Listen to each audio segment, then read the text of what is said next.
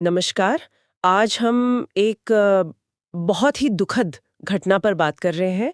Air India flight 171 का जो हादसा हुआ हाल ही में। हाँ, बिल्कुल। हमारे पास कुछ रिपोर्ट्स हैं, समाचार लेख हैं इस पर, और हम कोशिश करेंगे कि इसके जो मुख्य तथ्य हैं और जो जांच चल रही है उसको समझें। बिल्कुल, बिल्कुल। देखते हैं क्या जानकारी है। तो ये हादसा हुआ 12 जून 2025 को। सही है? हाँ, 12 जून एयर इंडिया का विमान था बोइंग 787-8 ड्रीमलाइनर। अच्छा, ड्रीमलाइनर।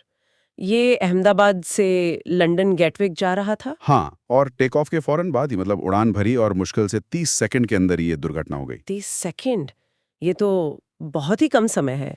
दोपहर के 1:38 बजे की बात है शायद। हाँ, लगभग पौने 2 बजे। और ये विमान गिरा मेघानी नगर इलाके में। वहाँ बीजे मेडिकल कॉलेज का एक हॉस्पिटल है, उस पर। ओ, हॉस्टल पर गिरा। ये तो बहुत ही भयानक बात है। विमान में कितने लोग थे? विमान में 230 यात्री थे और 12 क्रू मेंबर, तो कुल मिला के 242 लोग। 242।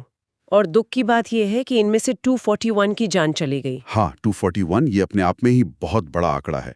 एक भयानक त्रासदी। और बात यहीं खत्म नहीं होती ना, क्योंकि विमान हॉस्टल पर गिरा तो जमीन पर भी। हाँ हाँ, बिल्कुल।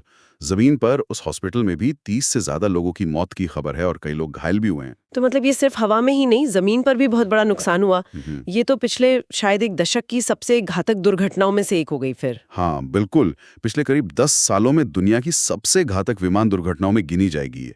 और एक और बात है इसमें, क्या? ये एयर इंडिया के लिए और बोइंग 787 ड्रीमलाइनर के लिए भी पहली हल लॉस घटना है। हल लॉस हम्म। मतलब? मतलब विमान पूरी तरह से नष्ट हो गया। खत्म हो गया। ऐसा पहली बार हुआ है एयर इंडिया या 787 के साथ। ओह, ड्रीमलाइनर तो काफी नया और आधुनिक विमान माना जाता है ना। हाँ, बिल्कुल। इसीलिए ये बात और भी ज्यादा चिंताजनक है। लेकिन इस हादसे में एक, आप कह सकते हैं कि चमत्कार भी हुआ। एक यात्री बच निकले। हाँ, ये एक राहत की बात है। विश्वजीत कुमार रमेश 40 साल के हैं, ब्रिटिश भारतीय।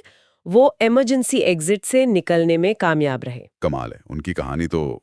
खैर, जांच की बात करें, क्या चल रहा है? ब्लैक बॉक्स वगैरह मिले? हाँ, अच्छी खबर यह है कि दोनों black box, flight data recorder और कॉकपिट वॉइस रिकॉर्डर मिल गए हैं, रिकवर कर लिए गए हैं। अच्छा, ये तो बहुत जरूरी होते हैं जांच के लिए। हाँ, इनसे ही पता चलेगा कि असल में हुआ क्या था। तो शुरुआती जांच किस तरफ इशारा कर रही है?